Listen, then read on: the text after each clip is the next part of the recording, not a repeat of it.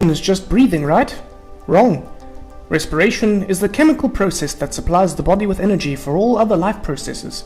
Growth and repair of cells, muscle contraction, protein synthesis, sending nerve impulses, absorbing molecules in active transport, to name just a few. It happens in all living cells, not just animal cells, but also plant cells. There are two types of respiration: aerobic and anaerobic respiration.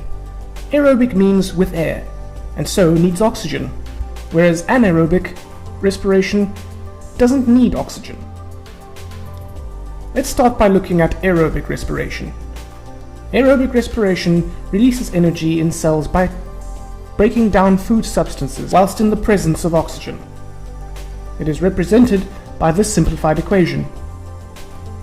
But don't forget the energy which is released. Glucose is broken down by oxygen to release the byproducts of carbon dioxide and water. Energy is released, which is then used to make a special energy molecule called ATP. ATP is how energy is stored for later use by the body. Aerobic respiration happens all the time in all cells, usually in the mitochondria. Animals get the oxygen needed from the air through their ventilation systems. Plants get their oxygen from the air through the stomata. Do you remember how photosynthesis works? Compare these two equations. You can hopefully see that aerobic respiration works in the opposite way to photosynthesis. Plants produce their food by photosynthesis and then through respiration release energy from it. But don't be confused. Whilst plants do release oxygen as a byproduct of photosynthesis, they don't necessarily take in this oxygen for respiration.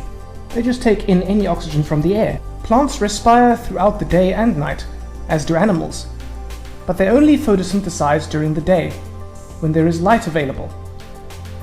So this is how aerobic, or with air, respiration works.